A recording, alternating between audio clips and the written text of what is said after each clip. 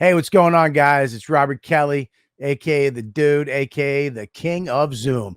Thanks for checking out the Calter and Kelly YouTube page. We hope you like what we're putting up there. Make sure you go to patreon.com/Robert Kelly and sign up over there, because every week we put a show, an extra show. Friday show, only Patreon.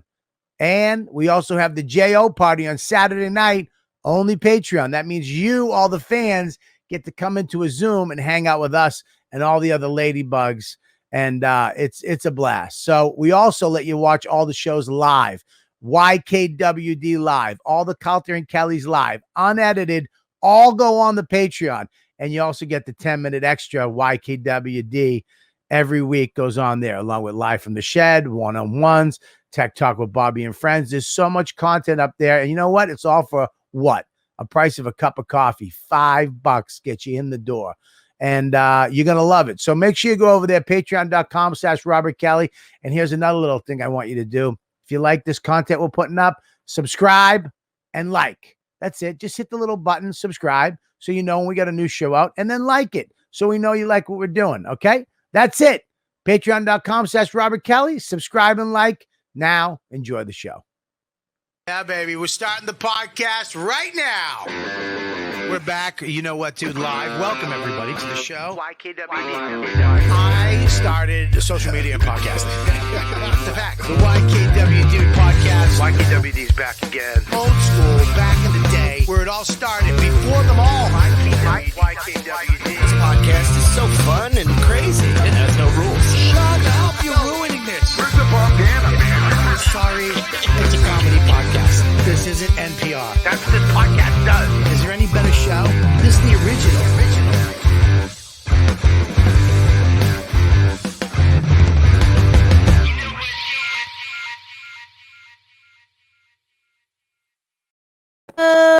We're fucking back. Another week.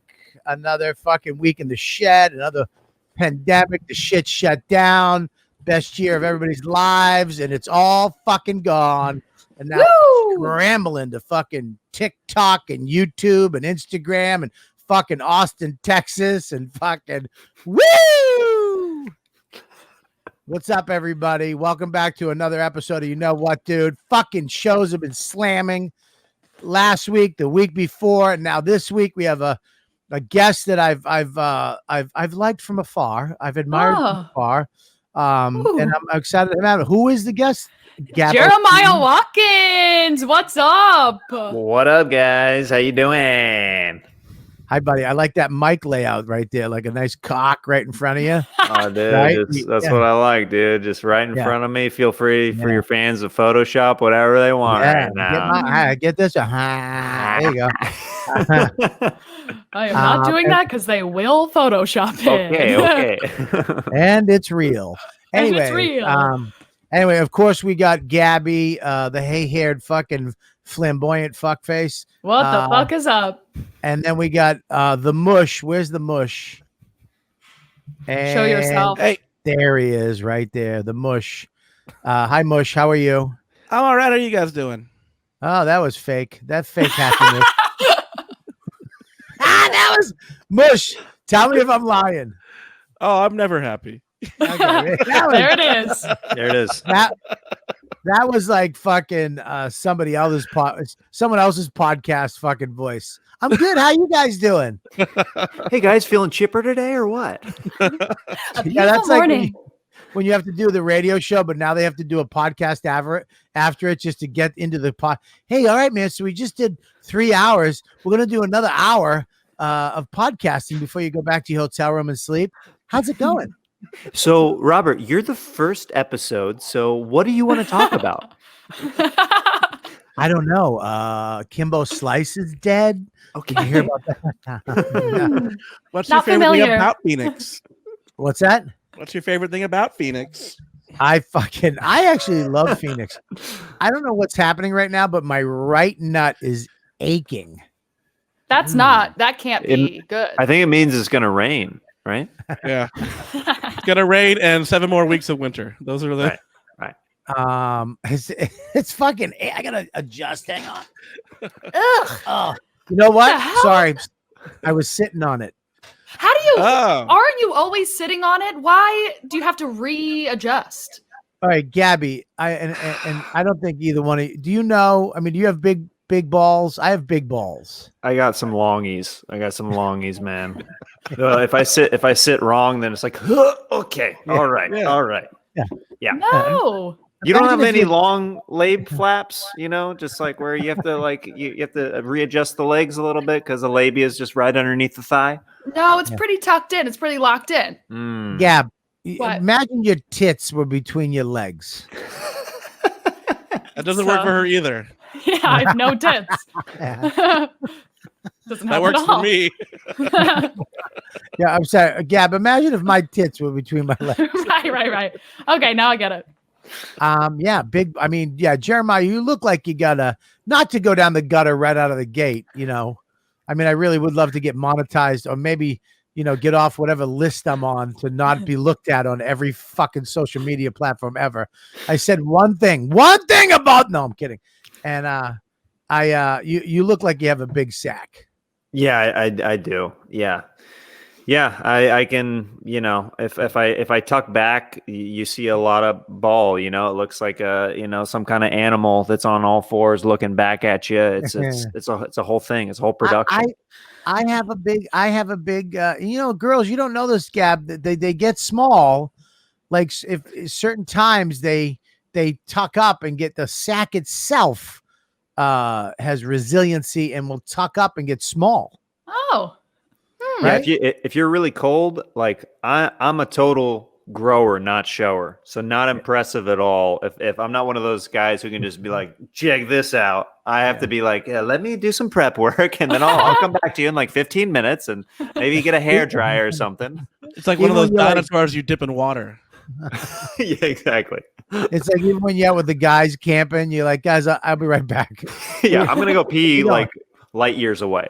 Yeah, we're gonna go skinny dip and we're gonna just jump in real quick. Hang on one second. I gotta go fluff myself in a bush. Which I think that at least I've done this. If you're planning on being naked around other guys, you don't want to be the guy that has the really teeny tiny penis. You might fluff, which is that I look back at those memories. I'm like, that's probably some of the gayest things I've done is like, okay, I got to get this ready for the guys. I gotta make sure this is in good condition down here before I go out to the locker room, before I shower with the other guys. But it's true though. I remember I went camping with Ari Shafir, and Ari's dick is always at goofy, long goofiness. It's just a goofy big. Yeah, this is my penis. This is my balls. I don't see a problem. So, I mean, you're thinking like, is this happening? This is not happening. No, it is happening. I don't know. I've never heard anybody do a good Ari. Yeah, dude. So I remember we were, when you get into your tent, you have to change before you go in, or when you get out the next day, you're going to change, right? Mm-hmm. Mm-hmm. So we all went swimming and stuff, and I got to take my swim trunks off because I had them on before we went, knowing that we're going to go swimming. I don't want to get naked in front of fucking Ari, and because I'm going to have to fluff. I'm going to have to go into a bush, get it up, and then have it at least hang for that second that he might glimpse my pecker. I need it to look at least. I don't want him to know. I just want it to. Oh, there's his dick. I don't want to be like, what the fuck is that? You know what I mean? Yeah, you want to prepare yourself. But realistically, how long is it staying fluffed? Like you fluff for a second, then you walk out, and do you have to just focus? It doesn't matter. You just need it at a. It's the first image because no guy is just like keeping focus with it. You know what I mean? Right, so it's that first initial, whatever they see in the first 5 seconds. Yeah. So you could have fluffed just 10 seconds ago and you walk out, you're like, hey guys, but you need that little bit of time for that peak window. But then after that, it's like, yeah, if it gets smaller or whatever, nobody's going like, hey, it was bigger earlier. And, what happened? What happened to you? Yeah. If they saw it at its potential, it's half mass potential. They're like, oh, his dick is okay. But if they see you at a mushroom, they're assuming, oh my God, his dick is so small. It's like that all the time. Yeah. Yeah. You got to give him a little. You got to give him that shot of what the potential could be. So I remember that I didn't, and Ari, I just turned around. I turned away from Ari because I'm like, oh, he won't see me. I'll just turn away. And then he walked over to me. It's like he was looking to see what my dick looked like. Oh, guys who are really comfortable with their package, they look for it. They're like, all right, well, what's this guy looking at? People who are not comfortable, they're the ones who like are trying to not make eye contact at the urinal or everything. It's like the dudes with the huge dicks are like, so how's it going over there? What's yeah. It's true, dude. Guys with big dicks have big dick confidence. They do. And they want to see other dicks. Because it makes them, it builds up their ego even more. That's why they look at it. It's like capturing souls. Every time they look at little dicks around them, it just makes their dicks bigger and bigger. Every little dick that they see, it just builds upon it. They live forever. What if looking at dicks made your dick bigger? That's how their dicks became bigger. You know what I mean? Like, if I would, you know how many dicks I would look at? I'd just hang out at a truck stop on 87 going north. Yeah. And I would just be looking at cocks. But it's true though, if you have a regular dick, and now I don't have a little dick, I just have a little dick when it's not presentable. When it's like right now, that's where my dick is just terrible. If right now somebody was a witch and ting and I was naked and everybody could see I would have a nickname.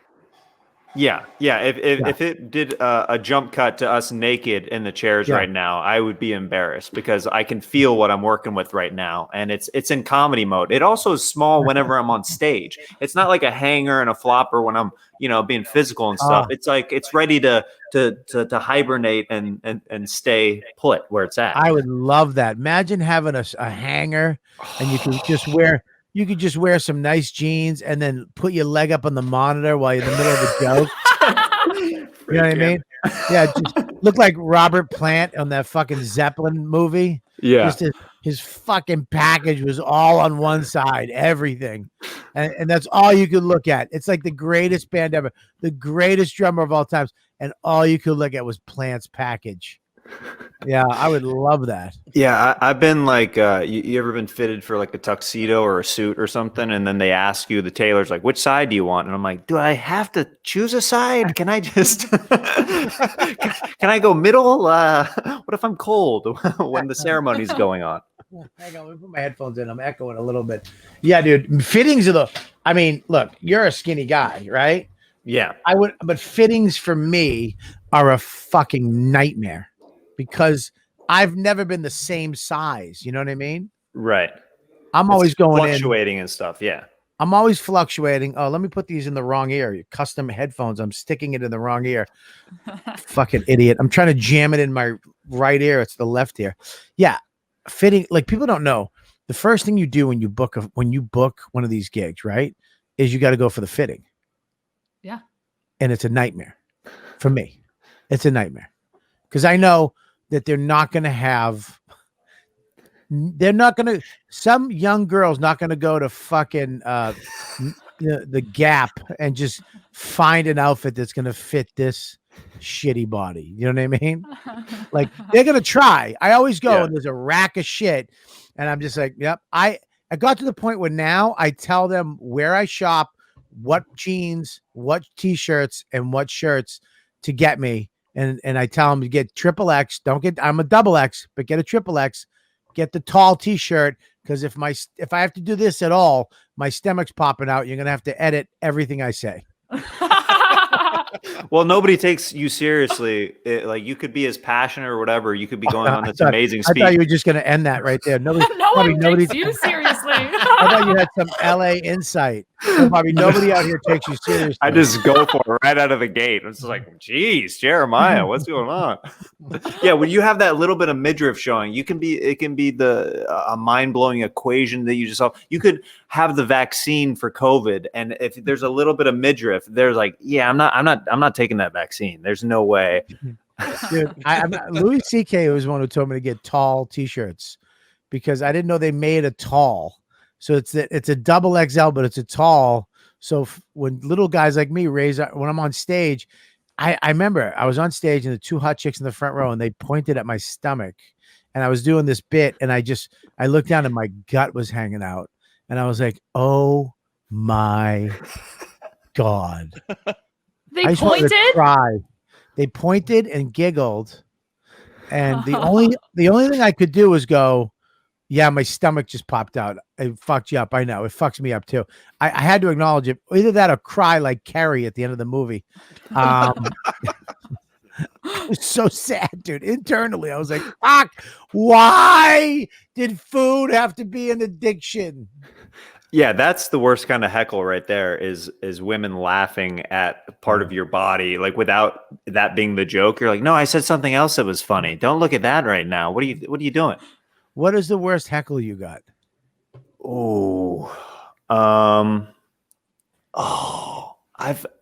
I've dealt with a lot over the years of different people because I engage with the audience a lot. I talk to the audience a lot in my act. So every once in a while you'll get like blindsided by something. I had one guy, it wasn't so much a heckle, but he nut tapped me in front of the audience on stage.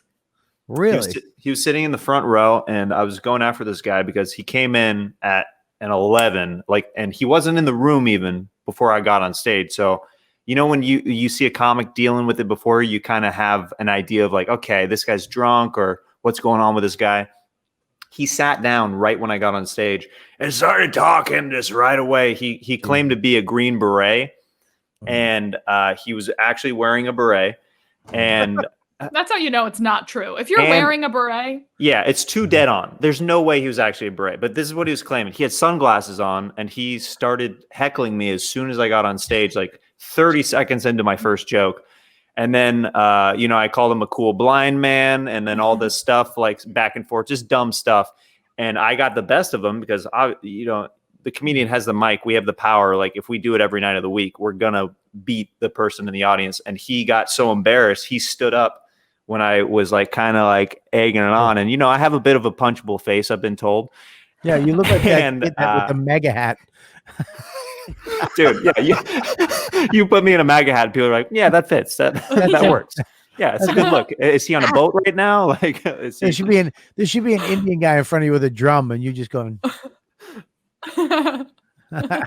This is ours now. Thank you so much. No, we like it more. No, we'll have it. I'll take this from here. You guys did good at the beginning. Oh my God, you look like if Gabby transitioned. There you are. 100%. We do look like weird brother sister combat. Like it's this weird face swap thing that's going on between us. Yeah. If Gabby transitioned, and there's nothing wrong with that. I'm not saying it's good night, good one. I love. Look, anybody loves the transgender community. It's me. Probably a little too much, if you ask my wife. And my Google searches. But listen, the thing is, Jesus. You guys do look alike. You guys do look a little. Gabby, you would have super long balls if you were a man. Now I get it. Super long balls. Now you get it. Gabby's nuts. I have to. If nuts are like tits, she'd have little tiny transgendered nuts. She'd have but she'd have a long pink penis. Like a perfect fucking Aryan cock, like a thin. It'd be thin with a helmet, like a crazy helmet. Yeah. That turned red when she came. Like an icicle. Just sharp. Gabby, sharp at the end. Gabby, I want you to paint your dick what it would look like and bring it next week. This isn't therapy. I'm not gonna paint my dick next week. Is that what your therapist told you to do? Art therapy. One more thing about Ari's dick. He used to do this at the Comedy Store when it was really wild there with nudity, like before it got a little bit more corporate, like when there's a little bit more business and stuff there. He used to do this bit on stage. I don't know if he ever did it in New York with you guys or if he just saved it for the LA comics, but there's a bit that he and David Taylor used to do where they called it, I think it was Dr. Testicles or Professor Testicles. And Ari would take the glasses off of his head and wrap them around his penis, where his penis was the nose, and rest them on his big balls. Yeah. And David Taylor would interview Professor Testicles.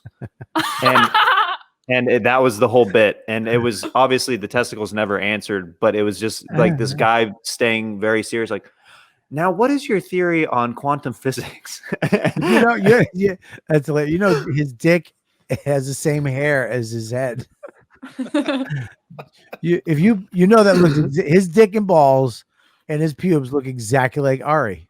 Yeah, it's a copy paste situation for sure. It's very. I've never seen anything like it. It looks the way if Ari became a dick and a balls, if he was like Mr. Lippet, I wish I was a fish. If he was just going, I wish I was a dick and balls, that's what he would turn into, his own dick and balls. Looks exactly like it. I mean, uncanny. I do not look like my dick and balls. My dick and balls look like a chubby Chinese guy. So do you. Oh, I guess I do then. I apologize. You know what? I forgot about that. Look at your face right now. I apologize. Let me ask you a question, dude. Like, something happened. When I was hanging in LA back in the day, the store was fucking shit. Yep. It was just crazy dead all the time. They never used the big room. It was never really used when it was dark all the time because they couldn't fill it. So it was, you know how a huge room is to perform in. If there's only 10 people, there's no point. It's so hard. The laughs are just scattered. Yeah. And they used to use the front room. Let's explain to people what the front room is. What? So there's 3 rooms in the Comedy Store. There's the original room, which is completely black. They sometimes have the neon signs lit up of different famous comedians' names on the back wall, and that's kind of the only light that's in there. But as soon as showtime hits, that's like for the pre-show. As soon as showtime hits, it's a black void in the original room, and that's like a rectangular kind of room, and it's soundproof. So that's one of the reasons they say why it's one of the hardest rooms, if not the hardest room in the country, because the laughs just die there. There's no like bouncing off of like brick walls and stuff like that. And for the momentum. And then the belly room is upstairs. It seats like 70, 80 people. And that's where they used to have like the belly room for exclusively women comics back in the day, like in the 80s and stuff like that, like for them to develop and find their voices. And then the main room seats like no bitches couldn't do we wouldn't let those bitches on stage, right? Right. They go up to your little castle upstairs and work on your little jokes. They used to It's cute. They used to call it the high heel room back in the day. And that's all you hear going up, just click, click, click, click. The broads going upstairs telling their little bits. It's a good monologue. You should tape that. There was a mirror on the side of the wall in there just so they could check their vanity in between their jokes. Yeah. And every girl was brought up. This next chick is a good comic for a chick. For a chick. Yeah. And there was only 3 of them. It's just the same 3 over and over. Yeah. All right. So upstairs, the bellies room, and then the main room. Yeah, so the main room is the room that was mainly dark because it seats like 350 people. It used to be Ciro's nightclub back in the day. So there's a lot of history and ties to the mob at the Comedy Store from back in the day, like where all the big stars in Hollywood used to hang out in that main room, in that big room. And I prefer mainly in the original room. I've done the main room once, I think, and I've done the belly room once. Mm-hmm. The belly room is awkward. Cool little room, but it's a little awkward the way it's set up. Because you have, if you're looking out, like there's the main audience is right here, but then there's this upper balcony to your right. So you have to do this a lot. Yeah. It's not just straight ahead. So it's fun, but it's a little awkward. The original room, it is funny that you say that. I remember performing there when I lived in LA, and I remember there was just something off. It's weird. It's creepy, kind of. Yeah, it was just something off a little bit. You know what I mean? And then the main room was actually great. When I did it once. It was fucking great. Yeah, main room is kind of like a Vegas showroom. Like it's got the big lit up marquee lights on the side, those red neons. It's the red lacquer stage, and you just feel that room. For me, like out of all the rooms, that's where I feel like the most, like, sounds silly, but like a comic, like, oh wow, I'm performing to this big crowd right now. Like But I'm also very presentational with what I do on stage. So that room just kind of caters more for visibility of like what I like to do and stuff like that. Because like when I used to go there, you know, the Laugh Factory was the room. The Improv was the fucking place. But I always liked this the store. I don't know, because I like the Cellar, the Boston Comedy Club. I never liked the champagne rooms. I always liked the dingy, let's get it done room. And the store was like that. The comics that were there were fucking a little off and a little edgy and a little cunty, and you know what I mean, and kind of confident, and there wasn't too much. It wasn't so Hollywoody, you know what I mean? Like, who's there? And there was really nobody there, you know what I mean? So yeah, there's no industry. No, they stayed away. They stayed away from the Comedy Store. I like that. I like the freeness of that. But I remember the guy running it at the time. I remember Maj Debrani. Out of all the people I know in this fucking business, this guy was the one who called up Tommy while I was there. I rented an Airbnb for 3 months because I was supposed to write a screenplay with somebody. Ugh. Yeah, right. Apparently a lot of parties he had to go to. But anyways, never wrote the screenplay, and I would go to that club, and Maj Debrani, out of all the people I fucking know, this guy, who I love, but we don't talk to each other. We don't, hey, happy birthday type. I mean, you know, I know a lot of people. He called me up and said, you should be in this club. Called the guy, I think his name was Tommy. Tommy Morris was the old talent coordinator there. Got me this fucking audition. I go in, fucking murder at the original room, come out, and then he gave me one of the weirdest speeches I've ever gotten in my life in comedy. I've gotten 2 weird speeches. One at the strip, comic strip from Lucian, who was a fucking lunatic too. Who told, you know, we have too many white guys here. And I was like, yeah, but I do a whole thing about looking Spanish, not white. We have a lot of Spanish people too. I was like, just fuck you, tell me you don't want me. This guy, Tommy, though, went on some journey, and he was thanking me for coming on a journey. And at one point I was like, dude, what do you get? Let's go. Get over. I gotta go. I'm already. You understand this is how I make my living. I don't give a fuck. Like you know what I mean? Right. Like get on. Like do you want me at this club or do you not? Because there's other spots that I need to do. Yeah. Whatever. It was just like get out, and he gave me no man. I just thanks for that. And I was like, this is fucking. It made me so angry because I was like, this is such horse shit. Yeah. At least Esty just ignores you. Yeah. She just, if you don't see her in the doorway, you're done. You know what I mean? She's just upstairs eating fucking, having some tea and maybe a little hummus, talking to fucking Tom Popper and Colin Quinn. You're done.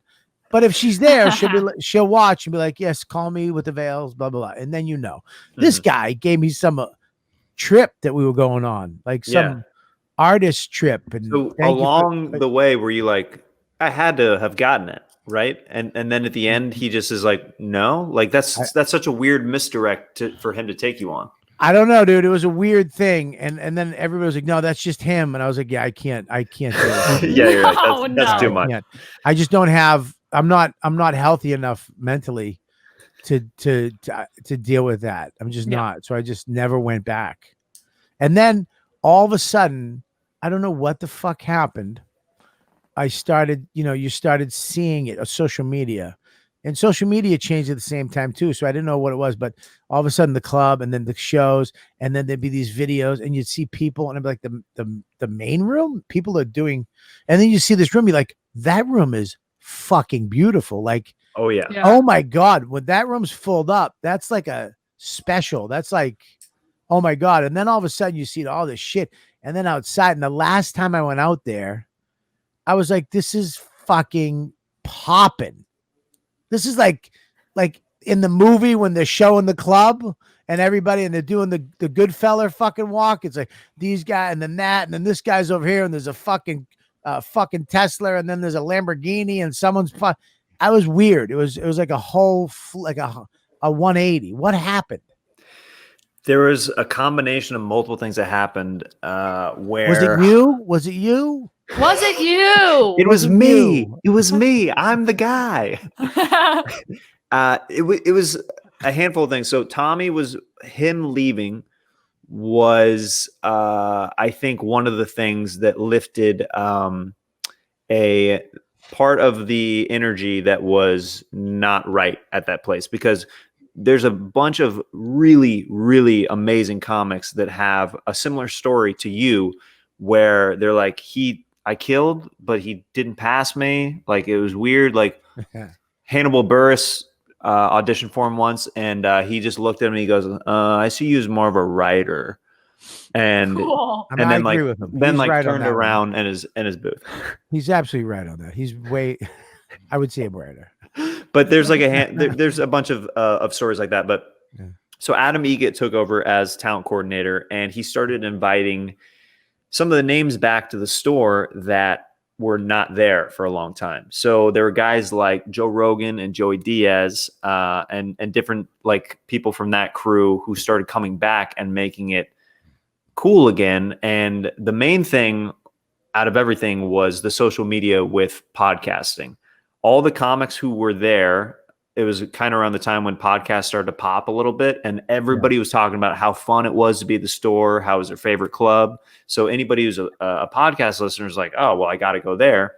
So it was this nice like meld of like everything kind of transitioning and coming back. So then, pop-ins beget more pop-ins, and then celebrities start coming back. And there's shows. I think also there's some shows that I was fortunate to be a part of there that kind of helped revive some new air back into the store. Roast Battle being one of them, because it was a haven for free speech and like just craziness. And that was one of Rogan's first shows back at the store, was just coming to be a judge on that show and to check it out. Oh, no shit.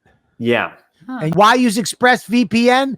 ExpressVPN lets you access the internet as if you're from a different country. Most of you don't even know what I'm talking about right now. Some of you nerds know. Netflix has different shows, different movies available depending on where you are in the world. With ExpressVPN, you can unlock thousands of new shows and movies, streaming libraries from around the globe. That's the round thing. Some people think it's flat, but they're out of their minds. Using ExpressVPN to unlock content. ExpressVPN works with many streaming services: Netflix, Amazon Prime, BBC, iPlayer, YouTube, and many more. It's so simple to use. Just fire up the ExpressVPN app, change your location, hit connect, and then refresh the page. And the show, movie that you want to watch is magically, it just appears. Right now, I'm telling you, use this. You'll love it. If you use my link right now, expressvpn.com/YKWD, you can get an extra 3 months of ExpressVPN for free. Nothing. Lugats. That's expressvpn.com/YKWD, and you get 3 months for nothing. Go now and enjoy everything from around the world. You were part of the what? What was it on It's the called roast The battle? Wave. Yeah. I got to tell you, I saw you guys at the first time I saw you in person. I think at all. I was at the stand and you guys did The Wave. They brought you there, right? Okay. Yeah. And it was my favorite part of the show. I mean, it was so fucking special, right? What you guys would do. Because I didn't understand what was happening. I was like, who are these fucking guys? You guys did such outrageous, funny, original shit with that thing. You brought that whole, because I'll be honest with you, roast battling, I don't know, whatever. I get it. It's cool. It was a thing. It was the fidget spinner of fucking, comedy for a couple of years, and it was, every time I did it was very funny and mean and whatever, but I never was into doing it myself. I don't want to fucking do that shit. You know what I mean? Right. It's hard enough to tell a joke. I'm not fucking writing a joke and just throwing it out the window. You know what I mean? That's how I am I always enjoyed doing The Wave, but like I never wanted to personally battle. That's just not my thing. But the Wave thing I thought was probably the best part of the whole show. Who came up with that? It was a group of us where so originally it was literally dudes in a corner, like a group of dudes in a corner, just between jokes to heighten things. It would just go, whoa. And it was very like kind of like a Def Jam kind of parody at first, where if a joke hit really hard to embarrass the comic that was on stage, it was a group of guys that would come up there and just kind of dance and like get in the other person's face and stuff like that. And they asked me to be in it one night after the show had been going on about 6 months. And I hopped in and we just melded because Jamar Neighbors and those guys, like I've been friends with a long time. And they're like, hey, we need you to fill in. Do you want to do it? And then I became the white guy in the group. And it was me. It evolved into me, Jamar Neighbors, and Willie Hunter. And as the show grew, we're like, well, we can't just go like, oh, and just like dance every time. Like we got to start getting more creative. So that's when like we started thinking of like little vignettes, little bits. We got props involved. And that's when we started doing like ridiculous stuff, like with, it'd be like an American soldier.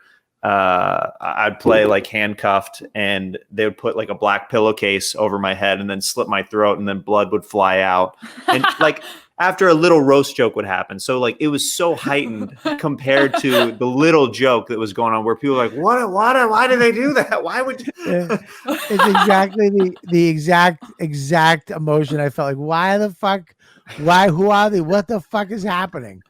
You know what I mean? I was like, I forget what you guys did, but it was so outrageous. There was one of them that I was like, what the fuck is that? Like, why would they even think of that? And it was my favorite part of the show. I appreciate that. Yeah, it's we're very polarizing. When we did it on TV for Comedy Central, I'll still defend us to the end. We were shot in a way that was not conducive to us, where it looked like we were interrupting the show and not, you know what I mean? Mm-hmm. So like the way they would cut it, it would cut a little bit late and then it would just be us on stage. So then literally the audience at home is like, how did these guys even get on stage? So the amount of tweets and hate that we've gotten over the years from that is so funny to us because we would be doing the silliest, dumbest physical mime act outs and stuff. And people are like, you're ruining this. You're ruining this form of roasting. What are you doing? And we're like, dude, we're just acting like we're eating cum and stuff like that. It's not that big of a deal. It's I know what's wrong with that. I'm sorry, Gabby. I don't mean to. I didn't mean to offend you. Eating cum is fine, honey. I don't. Not always. Hey, not always. You had to fucking debate that. I don't. Not always. Okay.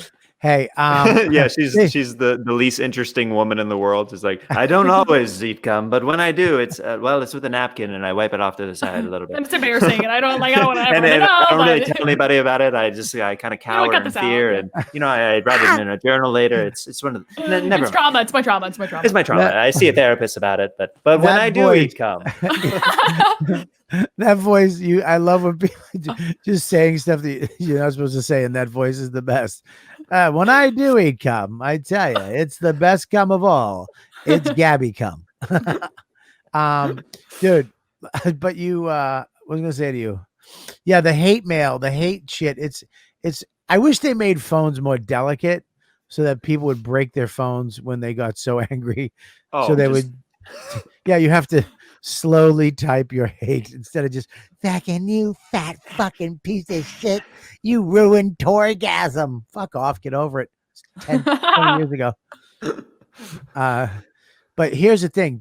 Now I heard this because of course I don't know, but I'm probably beating a dead horse or bringing up a fucking old issue, but roast battle was two dudes that invented it, correct?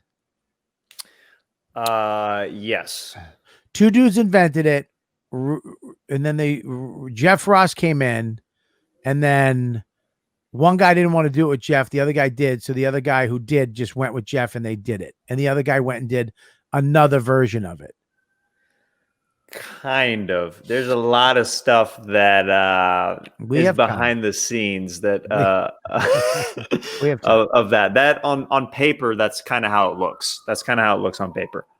Oh, so there's look at you avoiding. You just got corporate. Wow, I like it. Yeah. Do you want to go put a suit on real quick? Yeah. Well, I was getting fitted earlier, so. Yeah. I mean, it's one of those things where it's over. It's not coming back. It's done. He's doing I know it's not coming mics. back. It's one of the. I've tried to. He took that from 2 gay comics in the East Village, bumping mics. What are you guys doing? I like it. I'll do it with David Towell.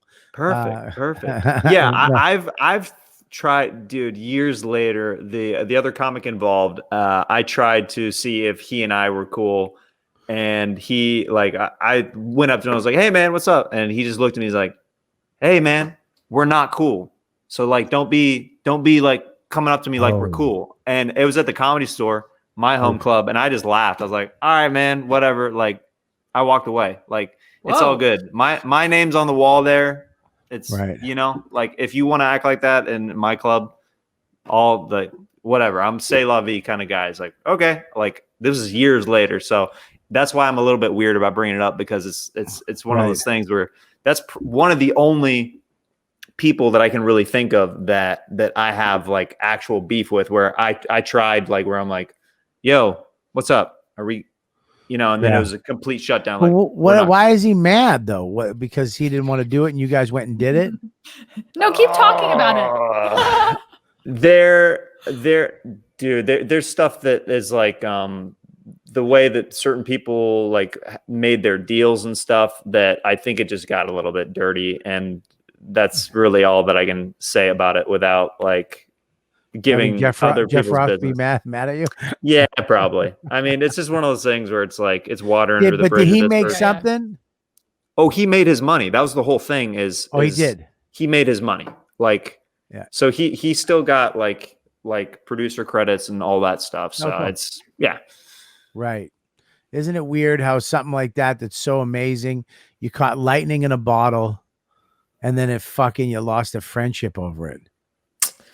Yeah, I don't know how much he ever really liked me. He didn't like the wave. So it was one of those. He didn't like the wave? No. Why? Was he the guy who wrote the email? Probably. That's probably some of the tweets that I got and stuff like that. Right. Yeah, no. I think he saw it as that we were interrupting the show, and that like he'd be telling me, he's like, "Hey, Jeremiah," like he'd be leaning in from the judge's corner, and he'd be like, "Hey, man, don't go up there so much." And I'm like, I'd just do that. I'd just be like a sassy gay, like, "Honey, I'm going up there whenever I want. if it's funny, I'm headed up there. So don't you even worry." Dude, why does that voice fit you so awesome? Dude, I'm a character actor, okay? I do characters. You just did Mateo Lane perfectly. Yes. Hey, honey, can I paint you real quick? Oh, cool.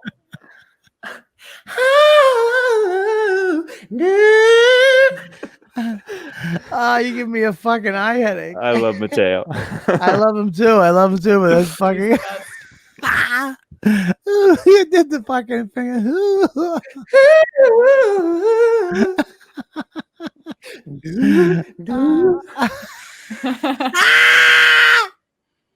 That's funny, dude. I don't know why that makes me laugh. Oh, my head's red. Oh shit, you made me laugh too hard. All right, so now with the wave thing, Mush, we don't have any footage of the wave, right? Is that on the internet anywhere? Like a good one we could see? There's like on YouTube, I've posted stuff that hasn't been flagged by Comedy Central yet, but like I've posted other clips. There's like 2 out there that they didn't take down for whatever reason, because I think it was on the digital side of Comedy Central. But any of the other show stuff, like it gets removed by Viacom like as soon as I try to post it. So but the other show you're part of is you're part of 2 things, correct? You're part of the Comedy Jam. The Comedy Jam, yeah. And Kill Tony at the Comedy Store. Yeah. So you're literally part of the 3 big shows other than stand-up comedy, right? these three big things that came out of the store. I mean, right? Is it the store or the Comedy Jam start somewhere else? So the Comedy Jam was elsewhere. That was at a place called the Lyric, and then we did it at the Roxy. The shows I do at the Comedy Store are Kill Tony, Roast Battle, and then I do my show Stand Up on the Spot, which is like an improvised stand-up show. And that I've been doing all those shows for years and years at the Comedy Store, like those themed shows, if you want to call them that. And Kill Tony is where new comics go up and judged by other comics, correct? You get like a minute. There's a panel comics, open micers, to sometimes road dog headliners will put their name in the bucket, do a minute, and then they get critiqued by the panel or just interviewed and like riffed with and stuff like that after they do their uninterrupted minute. And I mean, when I lived in LA and I was an open micer, every comic went on Monday night. Like, it's something we don't have in New York, where you would see every single comic every Monday. It's so fucking cool.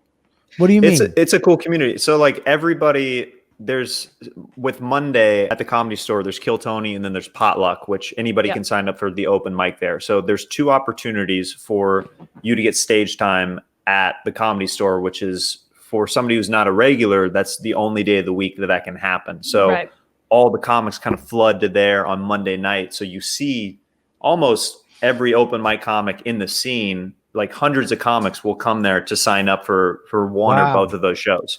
Wow. It's crazy. Yeah. Wow, that's crazy. That is not. I almost said what she said when I'll fucking hang myself. It's crazy. It's crazy. It's crazy. I'm talking millennial talk now.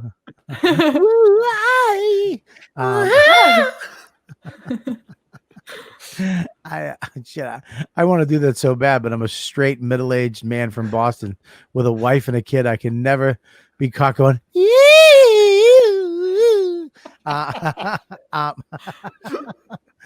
You've been caught, mister. Watch yourself. You did such a great. Oh, that's fucking funny, dude. That's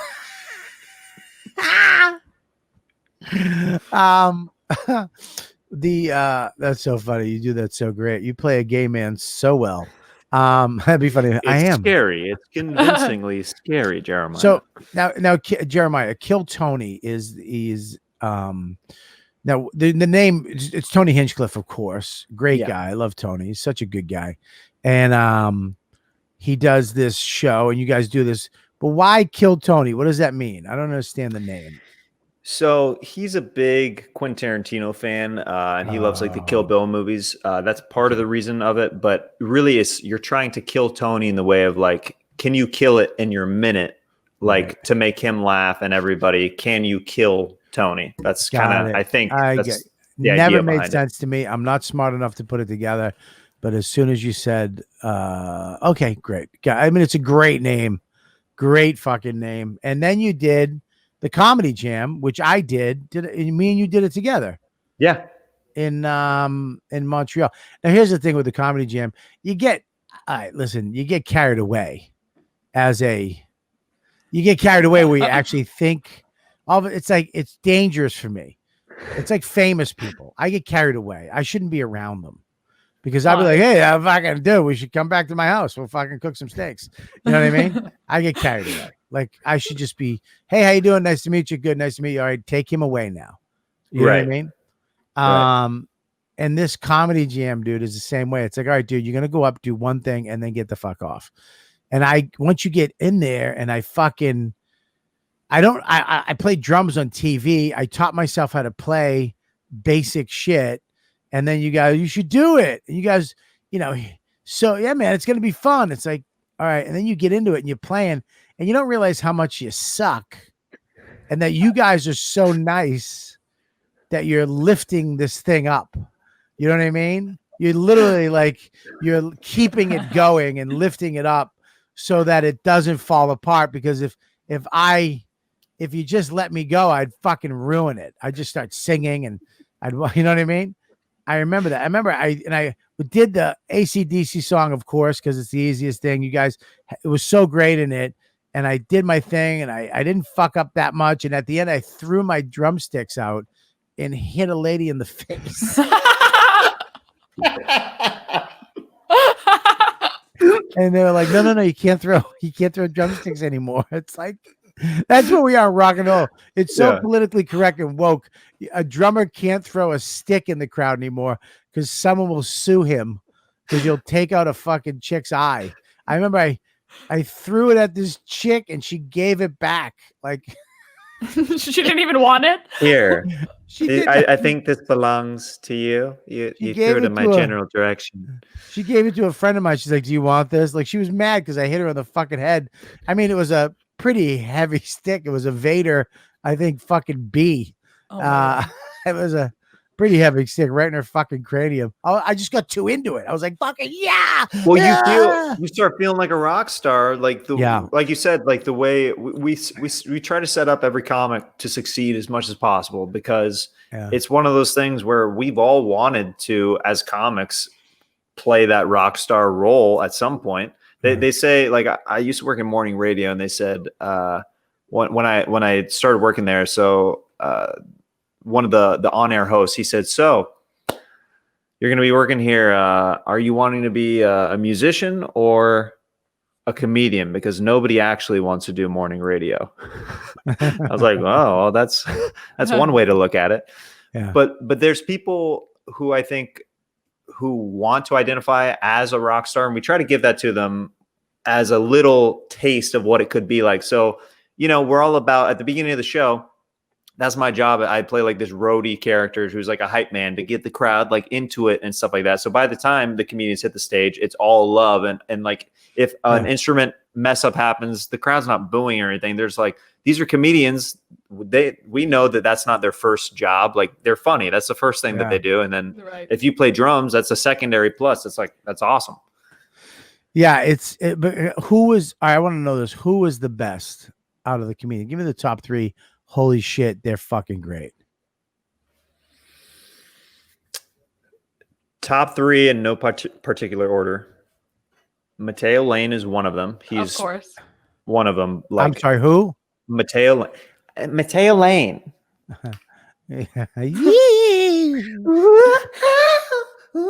He's done like some Whitney songs that like he has like a whistle tone. His voice is insane. Like he does that like yes. Yeah, Mateo. That's exactly it. Yeah, exactly. Mateo is hugely talented. It's wild. Hugely talented. Mateo Lane, Melissa Villaseñor. Really? Melissa Villaseñor. Who? Do you know her? You know her. She's on Saturday Night Live. She's been on there a couple seasons now, but she's LA comic. Mush, can you bring her up? She did unlike the video of the wave that I asked you for 20 minutes ago. Can you? He might have left. He might have to go do something. Mush, you there? Come here. We couldn't pull up like Jeremiah said. We couldn't pull up the wave video. Oh yeah, because Mush is on top. I'm sorry. Yeah, because we put video. I always pull this up. Can you pull the goat fucking an alligator? And then we get flagged. Right. And our videos get fucking douche. And he's like, "I told you." Then he goes, "I told you couldn't." Hey, I tried to tell you so many times, but you kept asking me to pull it up. But I mean, I'll do it. But I think Jeremiah said Viacom will pull it down immediately. Yeah. Do you want to get flagged or? Oh yeah, okay, I know her. Yeah. She was just in the Adam Sandler movie. Yeah. Yes, Cat lady. QB. She was a cat lady. Yeah. Yeah, that was that's funny because that is Mush's voice until I push him too far and then he goes, "Fuck you too! Die everybody!" I'm sorry. Sorry. I'm sorry. I'm sorry. So those two. There's another comic named Brent Morin who did a Chester Bennington cover that was in Montreal one year that was pretty mind blowing. I don't know. I don't have to tell you to bring that up, do I? Mush, you're following along right now. Yeah. And then there's been Mark Maron on guitar is surprisingly one of those were one of those left turns where I was like pretty blown away by his guitar skills because not many comics will come on the show to do and play their own instruments and stuff like that. But that's always exciting when a comic can do that. Is he French? No, but he looks like he could be in that picture. I'll say it because I'm not in the industry. He's a guy who's had 5 chances and failed every time and keeps getting more. Oh my god! Wow, Mush. Tear him apart, Mush. bud. Oh my god. But I'm really sorry I just said that. I apologize. He seems like a nice guy. I don't really know why I overreacted like that. Let's get back to the show, Robert. I'm sorry. I'm really mush out. Dude, Mush just said what comics say in the room after the show about something. Mush It's just like, said, hey, Mush, this is recording, bro. It's Yeah, coming dude. out. You're putting Yeah. it out. dude, Oh, my listen, face isn't on. there was a way to I've been say nice that. for 10 years and doesn't get shit either way. It All right, doesn't listen, matter. Kevin Brennan, chill the fuck out, okay? No, I'm not saying he's not funny. What I'm saying, he's a guy who gets TV show after TV show, and it doesn't work, and they keep giving him another show, which is weird to me. Digging a Mush, hole. you're doing good. Things are coming back. We're gonna get there. okay. Okay. Sorry, I just came back too. I blacked out there for a second. Did I say anything mean when I was blacked out? No, I no, Mush. apologize. No, it's okay, Mush. We're gonna cut that part. We're gonna actually that's gonna be the clip, by the way, for next week. If you don't think that's nothing, and I'm tagging that kid. What's his name? Fucking Jean Brett Claude Van Morin. Damme. He's What's his 40. name? Jean-Claude Van Damme. What is he? Brett Morin. You know, apparently. So I don't know Brett, but you know, apparently, I take it you don't like. He's No, I'm- super I'm- down.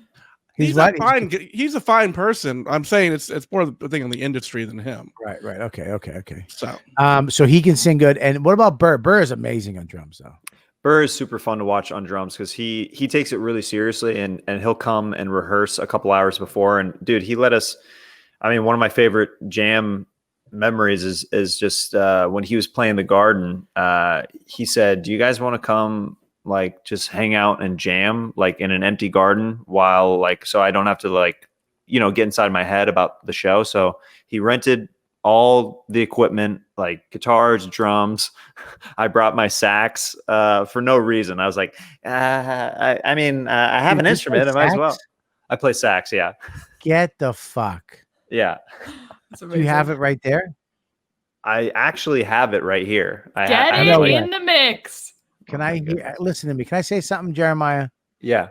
I love the saxophone. Do you It's really? the best. I really fucking do. I really love the saxophone. I mean, it is one of the most amazing, holy shit instruments out there. I really do. I love it. Okay. Can you play it? Can I hear Yeah. it? What But do not you want to hear? Do you want to hear something or you just want to hear me? I want play a to. little I bit? want to hear something. I would do both. Okay. Give us what you think. Yes. Get the fuck out of here. This is the first time somebody has ever done real talent on YKWD. I can't even believe it. Do you understand that? This is the first time somebody, I mean, people have come on as comedians, but never have I had talent. Except Right. we had a magician once, but that Yes. was good. But this is like talent. Let me hear this. I can't wait. That'd be funny if he can't play. Yeah, it's just honking.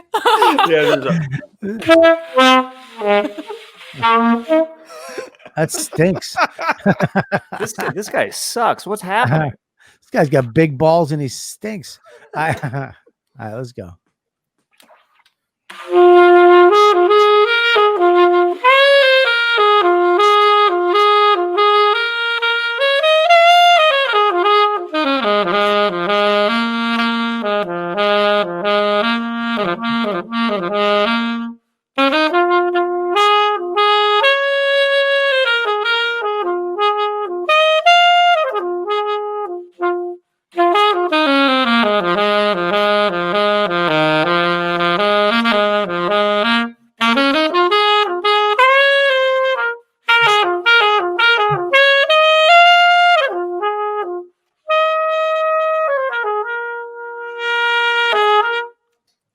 Wow. Wow. Yes. Should I do Bobby, this was your face. Well, I'm sorry. Was I doing that? I hate You were that. you were feeling son of a bitch. sexual about it. That was fucking great. I mean, You what had are an you eyebrow doing? up. Dude, do you understand? The only talent I have is stand-up comedy. You play That's drums all. too? You play drums? Dude, I play drums a little bit, but not that. That was amazing. That was that reminded me of the Simpsons episode. That reminded me of that was some Joey DiFrancesco shit right there. That was great. I like how you can only come up with fake saxophone players. First of all, Joey's probably one of the greatest jazz musicians of all time. Dum dum. Hello. Hey, Acknowledge your joke being wrong. that's more of the Simpsons part of it, but it was fine. All right, the Simpsons part was bad. I apologize. I apologize, Bobby. I'm gonna go back to my corner. Okay, I'm really sorry about that. That's the best mush ever. That's great, man. Holy shit. Now, why did you learn that and not follow through with that? And how did you get sidetracked from all the hours it took to become that? And then you got sidetracked to be a comic and in this shit business. It was one of those things where I've always I've been musically inclined. I did I grew up singing and playing sax and stuff like that, and school plays and all that stuff. But comedy was always number one. Like it was always the music stuff was always on the side. So I took lessons as a kid, and I kept with it. And I'm actually been in quarantine, been trying to practice and play even more sax it's one of those things I might as well try to get better at while there's downtime, while we're not on the road and doing as many shows and stuff like that. But it's a weird thing where the sax has merged and intersected within comedy in the weirdest ways, where there's not many comedians that that play sax. So that will come up. That'll just come up for sketches or random things like, do you guys know anybody who plays an instrument? It's like, oh, I know that guy who plays sax. Dude, that's what I do on Kill Tony. I'm the band leader on that show. So every week we commit to different characters. So if the Tonight Show has the Roots, it'd be if the Roots committed to different characters every single week on the Tonight Show. That's what we do on Kill Tony. So we dress up in different wigs and costumes, and I'm playing music on that every week. And then on the Comedy Jam, I play sax when they need it. And it's weird how within comedy, the sax has found a little niche within that. I don't know. So good. So glad. I'm so glad. I would never want you opening for me. I hate a guitar act in front of me. Never mind a guy with a sax. How do you follow that? That is one thing. People ask me when I go out and headline on the road, they're like, "Where's your sax?" I'm like, no, I'm keeping that separate. I'm not going to be the guy who's so a woman walks into a bar. I'm not doing that act. I'm not doing that thing where if I had to follow a guy with a sax, you'd come back and there'd be a dump right in the hoodie of sax. Yep. I would stick it directly on my asshole and right in the there. bell there. Right in the bell. How great would it be to shit in that? Have you ever thought about it's like a perfect little shitter? I mean, it's what great. What's wrong with you? I never thought about doing that, but no one's ever thought about doing that. I look at things that would be nice to shit in, and a sax would be perfect. A tube would too big. That sax would go right over your asshole muscle and then go right into the fucking hole. Have you ever pooped in a cup? Have you ever done that? Never. Wow. Oh, I've done that. Yeah, I've done that. I would fill it. Because I was on a road trip with some buddies, and he took a dump outside our hotel room floor door. And I was really mad that he pooped outside our door. So I pooped in a cup and I put it inside his room so that he had to find it. And I didn't want to put it on the carpet inside the room, for the hotel staff. So I just, put it in a cup inside his room. That's fucking just gross teenage stuff from back in the day.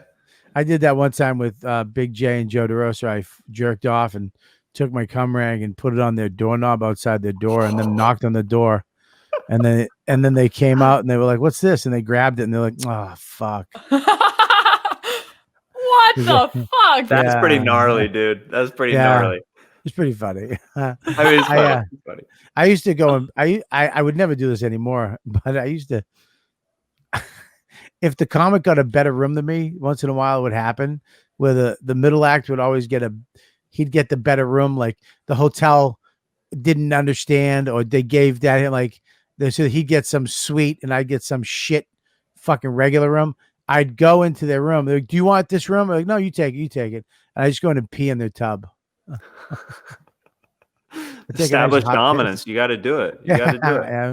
It was a silly Very silly, insecure move, but it made me feel better just knowing where'd Mush go? A hot piss was right there. Anyways, Mush, you getting a snack? Yeah, I'm working on some Twizzlers over here. Just don't worry about me. I got some Twizzlers, and there's also some Reese's Pieces that I'm really fond of right now. Have you tried? Have you guys ever tried Reese's Pieces? I love them. Yeah. Yeah, it takes me back to E.T. the Extraterrestrial. Really solid Spielberg film. I watched it in theaters as a kid after they replaced the guns with flashlights because it was too extreme. Really, it was it was just quite the experience for me as a child. Did they really do that? They did that. That's a real thing that they did. Yeah. Oh my god. When they re-released the theatrical version of ET, they replaced the guns in the officers' hands with flashlights because they thought it would be too alarming to the children watching it later in the 90s than from the 80s kids. Fucking stupid. That's getting to this question. LA, I mean, New York City's kind of fucking, it's a wrap right now. Mm-hmm. And LA is, I mean, everybody's, I mean, dude, people are leaving. I mean, LA, I mean, God damn it, dude. I mean, the top of the fucking pyramid. I mean, the podcasting, the comedy store, the clubs, everything was happening. And now it seems like in 7 months, it's all falling apart. People are moving. They're gone. They're not going back. They're establishing something. And, Rogan, all these other comics, all the lower level comics are gone and the clubs are closed. I mean, is LA finished? Is it how long? I mean, when it comes back, it's not going to be the same. It's hard because to see how far it came and for it to drop off as hard again is pretty crushing because I have been working at I've just been working the Comedy Store for a while now, since probably I started off there like working my way up there in like 2011. So to see where it's come in these last like 9 years, it's amazing, the trajectory, and to see it fall off where it is right now because of the pandemic. It's tough. It's going to take a long time to come back, but it's one of those things where the way I look at it as a guy who, I paid my dues there a little bit, but not as much as some of the other guys. And some of the guys who are leaving, that opens up spots to some of the guys who are hustling and more of the up and comers like myself, who maybe might get bumped up in the lineup just a little bit. And that's the only way I can look at it, is be positive and just try to ride it out, because I'm not planning on leaving. So it's just going to take a minute, but I'm lucky that I get to go out on the road a little bit and headline. So I'll be able to have that at least to kind of keep me steady in the meantime. You and Tony go on the road a lot, right? Yeah, we used to go on the road like for years and years. I've been on the road with Tony more than any other comic. So Kill Tony is one of those shows that it's a little difficult right now for us to tour with because it's an ensemble, and you don't, for an ensemble on stage right now, it's just not the right time for that. So, but we were doing that. It's very edgy. I mean, it's like you guys brought edgy comedy to California. Like that store crew was fucking twisted. Like I felt like we O&A and all of us, when we were doing that shit, we were just twisted, fucked up guys doing this crazy humor. And then like LA really didn't have that. And then all of a sudden Rogan and your crew with Diaz and Callan and, Bert and Segura and all you younger guys and Tony and Sam, you guys really fucking just said, fuck it. And it was really edgy, really funny, really politically incorrect. And it was great. And now I feel like it's like everybody's leaving. Like, I mean, people are fucking mass exodus out of that state. I also think that when there's a vaccine and when the pandemic really like comes to a halt, I feel like a lot of the people who did move, who are the bigger comics, they're well off enough where I think that they're going to be coming back and forth a lot. I really, you know what I mean? Like they're like, I think that it'll be like that thing where when some comics reach that point in their career, they are in LA and New York, like they kind of split their time. I think it's going to be the same thing with Texas and LA. They're just going to be bouncing kind of back and forth. Right. But we'll Wow. see. Yeah, we'll see, man. It's a great. I mean, I love what Adam did with that club and the comics did with that club. They kind of, you know, that community. You need that fucking community. That's the thing. So for me as a visitor, I've been out to like the Cellar a few times with Jeff Ross when we're in New York, or when I'm just in town, like out there doing podcasts or whatever. I've gone to the Cellar, and that's the closest feel to me that I've seen, like of like how clubs parallel each other, or like it's like a weird distorted reflection, like the area where there's those tables where only the Cellar guys can sit and stuff like that. Right. Yeah. There's a couple places like that in the Comedy Store. There's these back booth seats, and like there's this back bar that if you're not a paid regular, if you're not passed, you're not even allowed in that area. And I like that. I like stuff like that where you have to earn your chops and you have to earn the respect of other people. Right. Yeah, it's a goal. Yeah, you need. I always say that is that clubs that give young comics a goal, instead of saying, "Hey, bring in 10 people and you're in," you're fucking them, because you're not allowing them to be a paid regular. To get passed by Esty is a certificate that you've earned. Yeah, that's your diploma. You know, you pass that fucking grade, man. Now you can go to college. You know what I'm saying? It's like you have that. Like I you know. So when that happens there, like getting your name or being a paid regular is a thing that is that's why when it's abused, I feel like that Tommy guy fucking abused it for years. I feel like Adam was like, you know what, we're gonna do this the right way, and he told a bunch of people when he started. He goes, "I'm sorry. I know you've had things a certain way under the former talent coordinator, but I'm not booking." He just he went down the list of people who he didn't find, and he cleaned house of the list of comics. He's like, "I don't want to waste your time. I don't want you to waste my time. Right. Like, you've had a good run here, and I hate to say it, but like, I'm done booking you." He went down the list of people who he found that were, you know, we've all seen those comics who they're funny, but they've been doing the same jokes for like 10, 15 years. They're not working on their craft really. They're not even going on the road that much anymore. And it's like, yeah, they kill his in name, the room. Rich Voss, Keith Robinson. If you want to just say their names, I mean, you don't have to fluff around it. You know, I'm mad because that dumb Tommy fuck. I would have been in at the Cellar. You know, I would have been in at the store. I probably would have had my name on the fucking thing by now. And that cocksucker gave me some fantasy speech. You know what I mean? Motherfucker. Well, you know what? There's some spots opening up. There's some people who just left for Texas. So come back to the store. I'll be the fat Joe Rogan. Bloated Rogan. Bloated. Yeah. Salted Rogan. I don't fucking come back there. I gotta fucking pay my dues. No, I'm good. I gotta see some fucking asshole that just opened for me in fucking Kansas City get his name painted on the wall. Suck my pecker. I should be grandfathered in, motherfucker. I'm from Kansas City, so that was such a perfect analogy. Oh, good. Well, good, man. I'm glad you have a positive attitude about it, because I think it's all going to die and you're going to have nothing and every club is going to close and you're going to have to move to Austin. But listen, that's why we had you on.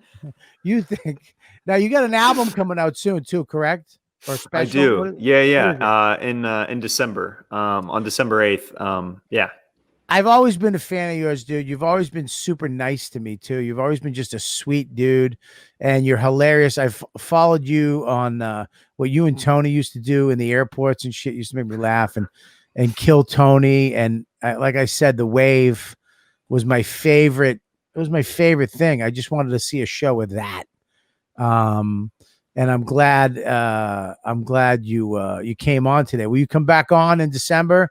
Dude, I would love to. I'd love to. And dude, I just want to say I've been a just comic to comic. I've been a fan of your comedy for many years, and you are one of the comics who I had one of my first comedy albums that I had when I started purchasing and not like downloading albums was one of your albums. So I remember being excited to show my mom your Comedy Central. I think it was your Comedy Central special, where you're in socks on the album. Yeah. Oh, just the tips. Just the tips. That was my album. Yeah. Yep. Yeah, Just man. the tip. So. Buddy, thanks so much. I mean, even if that was some LA horse shit, I like it. Thank you very much. Dude, it wasn't. I got the. I'm fucking kidding. I'm a dickhead. I know.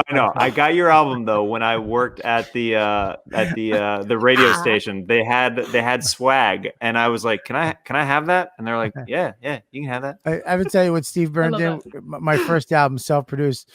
So I blah blah blah. He calls me. I think he sends me an email one day. He goes, "Dude, check your email." It was 5 of my albums he found at a Goodwill, and he bought them for 50 cents, and he stepped on them.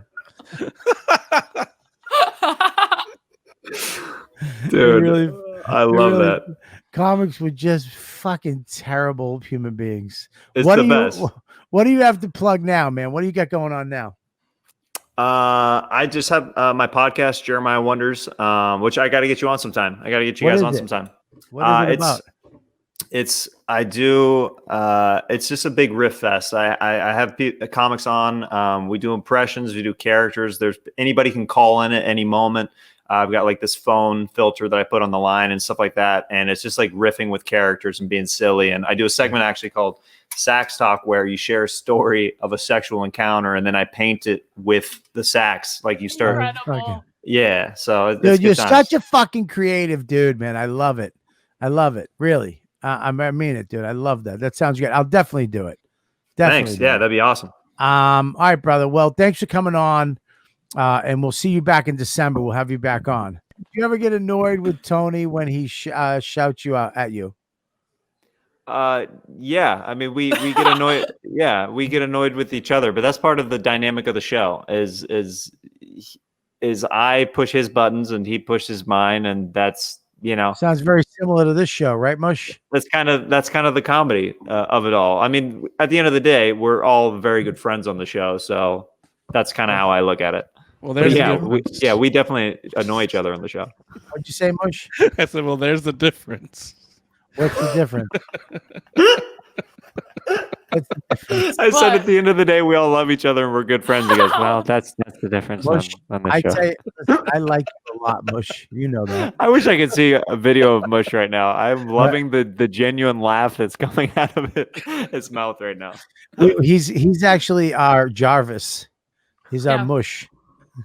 Watch around when Mush talks. See the voice thing that comes around. See? I love it. All right, listen, man.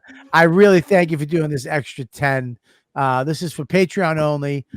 You want the extra 10 of the YKWD, the Friday Calter and Kelly, only on Patreon, and be part of the jerk off party on Saturday nights. You have to be a member. Patreon.com/Robert Kelly. If you are a fan of mine, you should be over there. Go join today. It's one fucking cup of coffee, $5, and you are in. You get everything, all the shows live. Calter and Kelly live, YKWD live. You can be in the chat right now hanging out with us, and you get the 10 minutes extra free, which is usually 20 minutes every week, not just 10. And you get the all the other stuff live from the shed. You get Tech Talk with Bobby and Friends. All my one-on-ones are up there, archived. You get it. And it's for the $5, price of a cup of coffee. Also, go to the YKWD page. Check out my 30-day less titty challenge. We're on week, 3, right? Week 3. I think so. Monday. Yep. This morning we have Mr. Mike Calter join us on the 30-day less titty challenge. We got 2 weeks left. I feel it. I feel fucking strong. I want to fucking tight. Yes. I feel fucking tight. Yes, this is the jacket Bonnie made me, and she gave me bell-bottom fucking. What the fuck happened here? You're a wizard, Bobby. Fuck it. I could be a fat magician with this stuff. You know what I mean? I feel like this. Whoa, where'd that come from? I don't know. It's gone. Bell-bottom sleeve. Now it fell. I got to pick it up. It's going to take me a day. All right, brother. Thank you so much for coming on.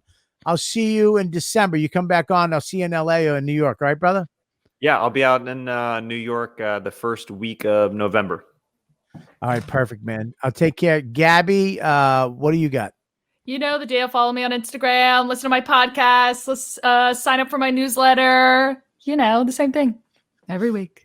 Every week, you got your Every newsletter that I'm a fucking member of. God damn it! Did you even read it yet? I'll read. I will read it. Where is You're it? a piece of shit. It's been out for 3 weeks. Read it. Am I in it? No, Then I don't want to read it. you have to read it. I don't want to read it. You have to read it. What's happening Wow. in comedy right now that would What'd you warrant a say? newsletter? It's called Mush being saved creative, Mush. It's called doing different things at different moments, okay? Well, that's what I'm asking you, so people will go to it. It's on the link in my bio on my Instagram and Twitter has the form to sign up for it. It's just you get funny essay. I write essays every What month. is this? The 1950s? Who wants a funny essay? Me. Because when you said comedy newsletter, I thought you were just talking about things happening in comedy. Oh And no. that sounds way more interesting than that. Like what you're doing is better than what I thought it was. Oh no, it has nothing to do with stand up. It's just essays, comedic essays. So sign up. It's fun. All right, I'm gonna read one, and can I judge it next week for realsies? Yeah, but you have to post it if you want to judge it on here. You have to post it on your Instagram story. What the fuck did you just menangle me into? If you want to judge it in real time on this podcast, you have to share it on your Instagram story. Did anybody catch what she just did? She is going to be so big in this business. Your dad taught you well. You just fucked me into a corner. So if I want to get content out of you, and it might cost you something, I might be critiquing of you. I have to give you promotion so that more people will go like it. So you're in a win-win situation. Precisely. It's called being a businesswoman and a Jew. All right. Well, yeah, that's right. Jacob said she's Jewish. All right. Listen, that was a great show. Really good show. Really great. So good. He's so funny. Who's here? Hey, come on in, buddy. Here he is. Let me unplug this real. Oh shit! Ooh, hang on a second. Maxie. Yeah, Max, watch your mouth. Want to say hi to everybody, real quick? Go ahead. Hi, Gabby. Hi. Mike. Calm it down. Hey. The mic works. Can anybody hear me very loud? Oh, it's too loud. You're gonna break the microphone. I'm not. Let go of the mic. Listen, all you gotta do is talk like this, regular. I have to talk like this because I'm too loud. What's up, bud? What's up? How are you? Doing good. Yeah, is that all you got? Dad's the thing that he's trying to clean a pipe right now. That's the only thing he's doing. He's not doing anything. How did your schoolwork go? Great. Did you quit? Let me ask you a question. Did you quit or did you get through it? I quitted. You what? I'm Quitted? joking. I didn't quit. I did Quit it. school so you can work at the factory. You did it. Come here, give me a hug. Yeah! Oh, Give me a hug, man. You did it. who's on Max? Who is on your shirt? Scream into the mic. Bobby. You're gonna break it. Let's see Bobby. it. Let's see Bobby. it. So good. Say goodbye. Yeah, I'm Let not go. going. Let go. You're I'm gonna, not going. Max, you're gonna break the mic. Stop. All right.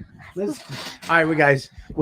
We gotta say on the 24th On the 24th of October. of October, Ron Bennington, Ron the Bennington, great Ron Bennington, the great Ron and Bennington, me will be and me, at the, and me, and we'll be at the Blue Claw Stadium. and we'd be at the Blue Claw Stadium, Yes. Mhm. In where is it? Boston, No, it's in New Jersey. Stop. New Jersey, and Boston. Listen, all you gotta do is go livefromhomeplate.com for tickets. It's this Saturday night, man. It's going down. Me and Ron Bennington. Max, stop. Please stop. Stop it. Please. I don't want to say it again. And then it's this Saturday night. Okay. It's one of my only shows left this year. So go. Get your tickets. VIP is done, but there's a bunch of other tickets. So get that done. Yeah, thank thanks Lou for saying Max is a ball champ because Dad I gotta read the names. Dad has to get me a new scooter. He has to get the gold one. I know. That's like $79 All right, here. bucks. If you don't sit over Whoa. there, I'm gonna I'm gonna return the scooter. You want me to That's a return? threat. Dawn, get the scooter. You're threatening. Go there. All right, listen. Let me get this done. Here we got to read the names, right, Mush? Yep, I got them ready. But also, Wednesday, November 4th, that's Side Splitters, Calta and Kelly live. Yes. With Robert Kelly, Mike Calta, myself, Joe Russell, and Austin are all going to be there. And then Thursday, November 5th through November 7th, we will be performing stand-up comedy at Side Splitters. Get your tickets now. Those shows will probably be sold out pretty soon. Yes. It's gonna be a crazy, crazy show. So I can't wait for this. I can't wait. You're gonna be down there. It's gonna be awesome. What does he have to delete? How do I delete that? What does Jacob have to delete? I don't know. He says, "Whoops! How do I delete that?" Yeah, let's see what he has to delete. What did Jacob do now? Oh, forget it. It doesn't matter. He did something. Let's read the names. I think I got the names this week. Let's read the names. Here we go. Ready? Yes. Okay. All right. Here we go. Ready now. You have to do something. If it's a $10 membership, you have to do something crazy for $10. So go boo, boo, boo, boo, boo, boo, boo, boo, 10 times. All right. So think of something. Ready? We got Curtis Wheatley. Ow. All right. That's 10. Nasty Nate. Ow. Ow. All right. That's why it's called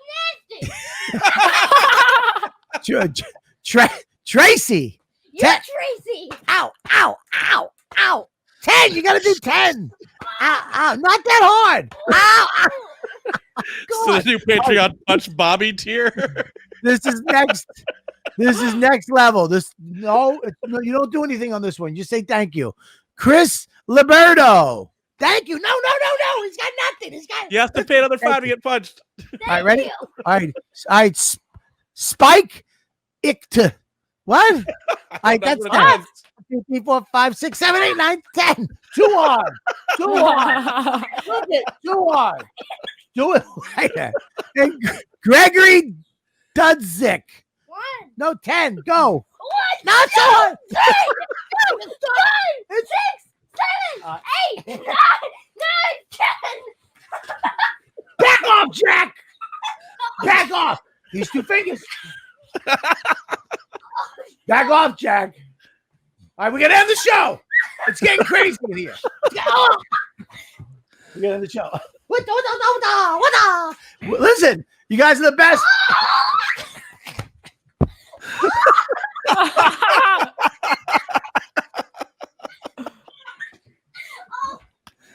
All right, listen, you guys are the best. YKWD. Mush, you got anything? That's it, right? Make sure you like, comment, subscribe. Follow us at YKWD Podcast. You guys are the best fans in the world. Love you. You know what, dude? See you next week.